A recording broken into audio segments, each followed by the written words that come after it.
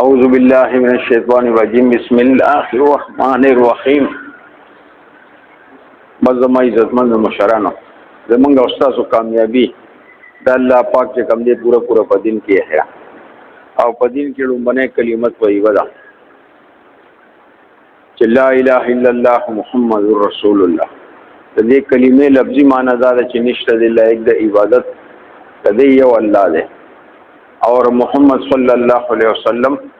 دا الله رسول دی. د کلمې مقصد هم دا دی چې د یو الله نه د کېدو یقین او د مخلوق نه د نه کېدو یقین چې دا زموږ استادو په زړونو کې راشي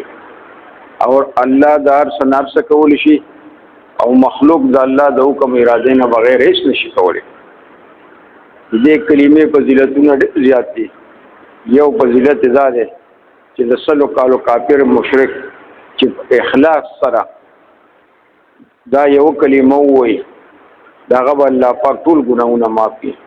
او کچره ژوندۍ لدې کلمې د احکام د لاندې بخپله وجود کې بخپله زندگی تیري. او بل فضیلت دا دی چې دا کلمه څوک سحر او ماښام سلواري وایي دی به د قیامت په ورځ باندې چې د خپل قبر نه راپاسي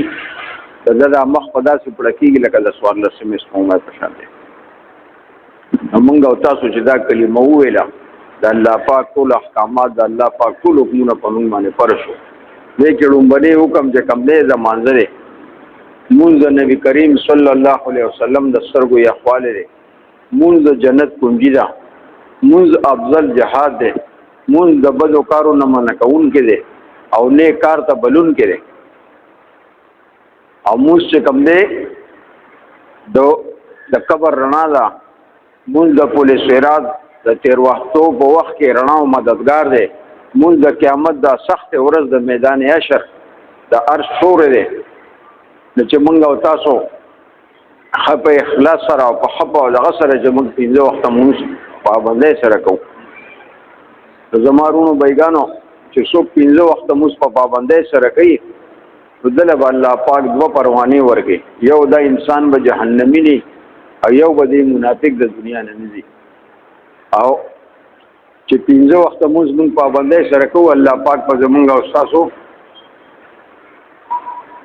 دنیا او د آخرت چې کوم دی خوشحالی نصیب کړي. او دغسې چې د ښو منځونو زده کولو لپاره د علم ډېر ضروري دی. په هر نارینه زنانه او په بالغ باندې دومره علم فرض دی چې دی حرام حلال جایز ناجایز پاکی ناپاکی دی د دې پہچان وکړي چې په دې ټیم کې زما د الله رب العزت څه حکم دی او زما د نبی کریم صلی الله علیه وسلم څه طریقه ده چې دې 40 غنټې د نبی علیه السلام په حدیثو او په سنت او عملو باندې خپل ژوندۍ تیر کړي. دا انسان با کامیاب انسانی دی با دنیا میں کامیابی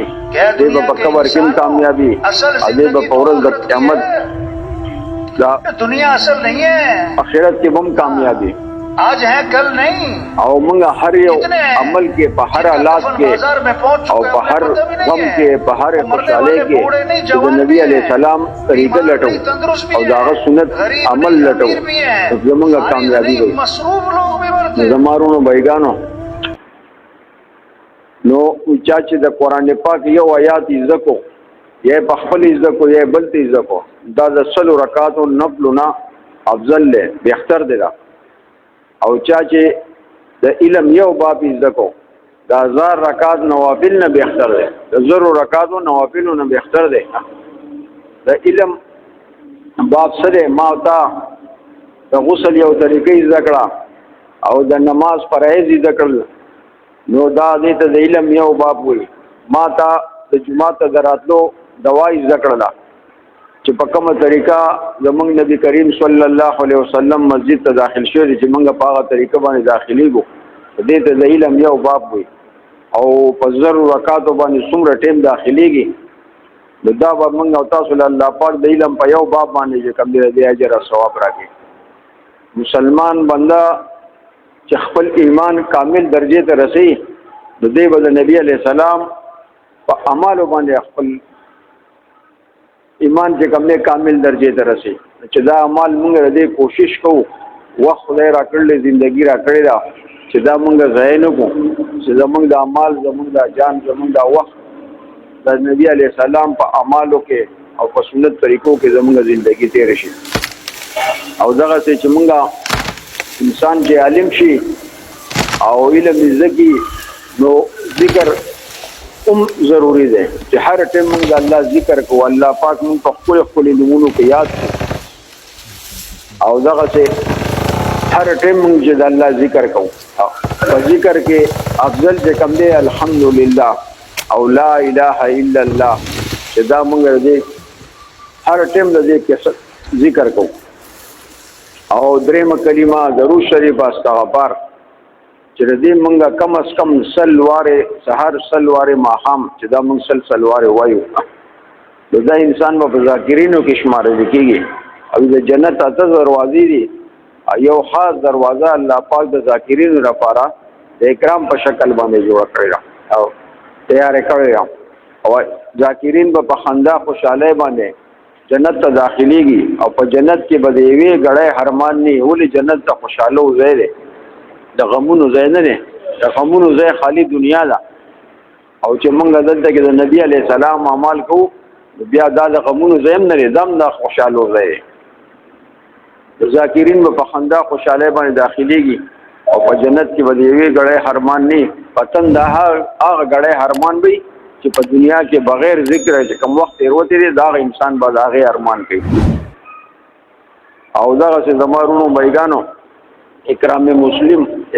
مسلم مقصد دا دی چې موږ خپل حق دباغو د بل مسلمان حق دینے والا جوړ شو چې په هر حال کې چې موږ په خپل مسلمان رو باندې په سلام کې مخکې کېږو ولې زموږ نبی کریم صلی الله علیه وسلم یو صحابیو چې هغه په لړ کې دا ځان له خبره خوښه چې نن نبی علیه السلام چې راځي نو زه به په سلام کې مخکې کېږم او نبی کریم صلی الله علیه وسلم بیا هم دا صحابي باندې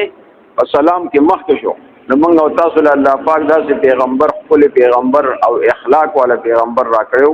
چې د تمام پیغمبرانو سردار الله پاک ګرځولې د تمام پیغمبرانو انبیا ګرځېدلې تمام پیغمبرانو امام الله پاک ګرځولې موږ او تاسو له الله پاک داسې خپل پیغمبر راکړو چې داغه اخلاق او داغه ناستا داغه ولاړه داغه لباس چې دا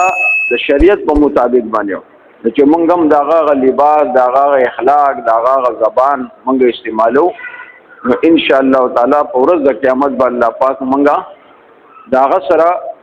او داغه د صحابو سره په ټولګي کې موږ الله پاک موږ شمار کړي زمارونو بیگانو څوک چې نبی کریم صلی الله علیه وسلم فرمایو چې څوک د علماء قدر نه کوي او د مشرانو عزت نه کوي او په وړو باندې شفقت نه کوي چې دا درې خبرې بچا کې نه نبی کریم صلی الله علیه وسلم فرمایلی دي چې دا زمونږ نه نه نو چې دا درې خبرې په مونږ کې خامخا راځي که زمونږ نه یو سړی مشري په عمر کې چې مونږ دغه عزت کوو او ولې چې داغي نیکه زمونږ نه سیوا دي او دغه سه علما چې کوم دي دا د نبی علی السلام وارثان دي چې مونږ او تاسو داغي چې داغي په وارث دغه باندې چې مونږ قدر عزت کوو چې مونږ رضی خیال کوو او په وړو شفقت د دې خبرې لپاره کو چې واړه دا د دین بوزغلې دي کدی ته موږ د وړوکوالي په وخت کې چې موږ وته کنځلې زګړو نو کنځل وکي اکه موږ وته د الله دین زکو او چې بچیا ته لا اله الا الله وایا ته الله اکبر وایا دا خبره خبره او د الله د دین خبره چې موږ کو هغه به حق تر مرګه پورې بیا خبره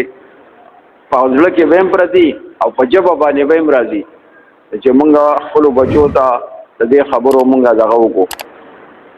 او دغه چې زمارونو بیگانو او هر یو کار چې مونږ کو د اخلاص سره کو چې مونږه دا کوشش کو چې مونږ به دا کار ز کوم چې په دې کې د الله رضا شته که نشته ها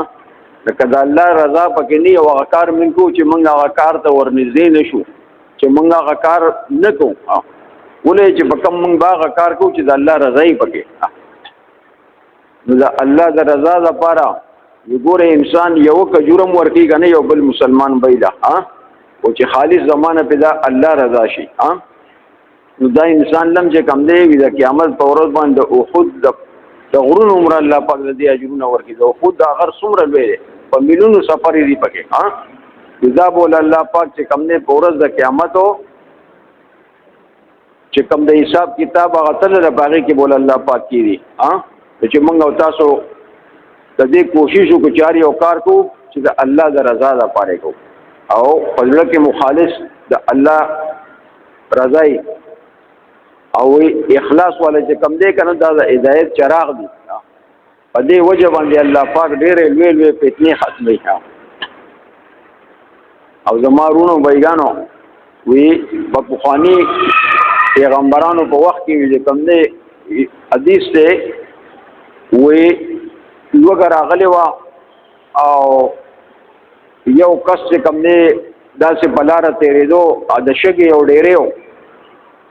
او دا غډې نو کتلو د په زړه زړه کې دا سوچ وکړو یاره کو اگر دا وړوې اټوه نو ما به په دې خلکو کې تقسیم کړې وه نو د وخت د پیغمبر باندې وخې راله د الله د طرفه نو دې انسان ته ووایه چې د ستا په نام اعمال کې ما د دومره د وړو د اټې ثواب ولیکو ولې چې الله پاک د انسان مالونو ته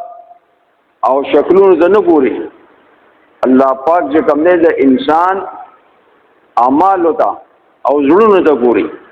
نو چې زمونږ اعمال هر یو عمل چې کوم دی د الله د رضا لپاره نو ان شاء الله تعالی چې کوم دی په ورځ د قیامت په چې کوم دی زمونږ دا نظام اتل چې دا هغه الله پاک چې کوم دی زمونږ په نیکو باندې درنه کی او یو ورځ الله پاک د چې کوم دی داود علیہ السلام وې چې یا الله چې هغه نیکی ابدی په تلدیږي هغه تل ختمات او خیر کنه الله پاک وته چې دا بوي نه هغه ډېر لوی ده الله داود علیہ السلام وته چې یا الله ته ما ته او خیا چې هغه کله الله پاک وته هغه تل او خولا نو هغه دومره لوی و چې د ازمکه او د اسمانونو چې دا په دې دغه کې کېده په هغه تل کې په یو کې یو پله کې نو دا په پیاس او پته په پکې نه لګي داود علیہ السلام چې کم دی ډیر زیات پریشان شو چې یا الله دا خو زمونږ په دې لګ عمل لا په دې لګو نیکو په عمل باندې به دا زمونږ څنګه درنه شي الله پاک وته داود چې زه غواړم کنه نزه د مسلمان چې د اخلاص لپاره زما د رضا لپاره یو کجورم ورکیږي نه زه پاغه باندې درنه ولې شم چې زه پاغه باندې درنه ولې شم نو به زمارونو بیگانو چې مونږه ځوان خدای را کړی دی زندگی خدای را کړی دا مونږ سره چې کم د مال له زمونږ په کور کې زمونږ په جیب کې نو دا زمونږ نه دی مونږ د دې چوکیداران یو دا مال د الله دی زمونږ د بچی د الله دی مونږ د الله یو ولې چې ورځ به الله دنیا ته را لېږلی او بیا به چې کم دی الله طرف ته ځو او هغه الله به زمونږ نه تپوس کوي په ورځ د قیامت بم کوي په قبر کې بم کوي په هر حالات کې به زمونږ نه تپوس کوي نو مونږ الله پاک داسې دې دنیا کې سبې فضول لکه د سارو په شان دی نه یو پرېږي تپوس زشته تپوس پکېږي د هر بندنه د هر انسان نه وکېږي د مال تپوس هم کېږي د اعمالو تپوس هم کېږي چې بای تا زما د حبیب محمد صلی الله علیه وسلم کومه طریقه اختیار کړله کوم اعمال تا کړی دی نو چې مونږ د نبی علیہ السلام هر عمل چې هغه زمونږ نه په ژوند کې پاتې نشي چې د غیر لپاره مونږ کوشش کوو که د دنیا کارونه پاتې کېږي پاتې نشي او چې د نبی علیہ السلام عمل زمونږ نه پاتې کېږي نو په دې کې زمونږ او ستاسو د غونډو د مسلمانانو کامیابي ده او دا پنځه چې دي دا د مؤمن صفات دي چې دا په هر انسان کې په هر مسلمان بنده کې راتلل دا ضروري دي او شپږم دعوت تبلیغ ته دعوت تبلیغ 1,40,000 کم او پیش پیغمبرانو کړی دی هر یو پیغمبر په هر علاقه کې په هر بسته کې هر یو پیغمبر الله طرف ته خلق را بلل دی چې خلکو تاسو لا اله الا الله هو تاسو به کامیاب شئ نو موږ او تاسو یې د علماونو د خپل مشرانو نه موږ اورو چې به چې د وخت د پیغمبر خبره اورېدله نو هغه الله پاک کامیاب کړی او چې د وخت د پیغمبر سره بغض ساتلې دي او خبره نه منلې او ځان لوی ګڼلې پیغمبر کمزورې ګڼلې دی نو موږ تاسو وګوره چې هغه په قرآن کې دغه الله پاک چې کوم دی ذکر کړی دی سره د مال سره د پوجا سره د خلکو د هر څه سره د گاډو د وخانو د هر څه سره هغه الله پاک تباہ برباد کړی دی فرعون ته وګوره څومره لوی بادشاه څومره لوی دبدبه و وی په اخره کې چې کوم دی د خدای دعوی کړی و الله پاک غریب پیدا کړو د غریب نه الله پاک هر انسان هر بنده الله پاک کمال ته رسي رومبه انسان چې کوم دی ګوره چې پیدا شي وړي کی د بل محتاجي بل صفاکی بل انزي بل لمبي د بل محتاجي بیا چې کله لوي شي بیا د باندې الله پاک ځواني راولي او ځواني چې راولي نو بیا د دې خبرې لپاره راولي چې اوس ورګه دا زما دا بنده ځوان شو دله ما طاقت ورکو دله ما مال ورکو چې دې وسکی چې دې ځان لوی غني کزانا اوس کمزوري غني چې دې ما ته سرخ کته کوي که نخ کته کوي چې دې ما یادې که نه یادې ذکر لپاره چې کوم دی الله پاک د ځواني ورکوي او بیا پې چې کوم دی له بوډاپې وخت راولي او هغه هم د کمزورتیا وخت بیا دا پې هم د دې خبرې لپاره راولي چې بای دا انسان ما ته استغفار او د خپلو ګناهونو زمانه معافي غواړي که نه غواړي دا درې په زندګۍ کې وخت په انسان باندې راځي نو چې دا په دې کې یو سړی خپل الله ونه پیژني خپل د الله حکمونه پوره نه کړي او د خپل د نبی کریم صلی الله علیه وسلم په طریقو باندې ژوندۍ تیر نه کړي نو دا انسان بیا چې کوم دی به بیا په دنیا کې هم ناکام شي او سره د مال هم ناکام شي سره د بچو هم ناکام شي د هر څه سره ګوره په دنیا کې ګوره یہ وزیر اعظم ہونی بڑی بات نہیں ہے مسلمان ہونی بڑی بات ہے مسلمان چې شو یو سړی بس د باندې الله پاک حکمونه پر شو نو مسلمان لوی مرتبه ده او بیا چې مسلمان شو دی خپل ایمان کامل درجه ته رسیدي به دا کوشش کوي په دنیا کې یو سړی ګوره د ډیر مال کوشش کوي او طالب سړی چې کم دی د ډیر اعمالو کوشش کوي چې به ورګه ما نه یو سپاره و چې سحر له 2 سپاره و ما زما دی بل مرګي 2 سپاره و چې زه 3 سپاره و ما نو د ایمان کامل درجه ته رسی نو دغه څنګه الله پاک د دنیا ته چر لګړي دې خبرو د پر را لګړي چې موږ خپل پیغمبر هر یو عمل چې کوم دې د ځړ نه کوو او داوود تبلیغ چې کوم دې دا ډېر لوی کار دی د هر یو پیغمبر نه الله پاک اغسته او پیغمبران چې کوم دې دا الله پاک شاګردانو زمونږ او تاسو دا ایمان دی او دا یقین دی چې به د هر یو زمونږ استاد پیغمبر محمد صلی الله علیه وسلم د نبوت دروازه بند شوې ده او زمونږ په پیغمبر باندې نبوت ختم شوې ده د نبوت کار الله پاک د دې امت په ذمہ باندې لګولې او د دې امت الله پاک په قرآن کې ذکر کړي چې تاسو بهترین امت یې ولې بهترین یې تاسو ډېر منځونه کوئ تاسو ډېر ذکر اذکار کوئ تاسو ډېر تلاوت کوئ نه وای تاسو بهترین په دې چې تاسو د خپل پیغمبر کار کوئ او الله طرف ته خلق را بلای الله طرف ته خلق را بلای نو به زمونږ د پیغمبر دغه کارو دغه جړه پریاد او دغه غم درد خپل مال ته نه لیکتلې خپل بچو ته نه لیکتلې او څومره تکلیفونه څومره دغه کافرانو ول ورکړي دي خو نه هغه کې صبر او برداشت او چې مونږ او تاسو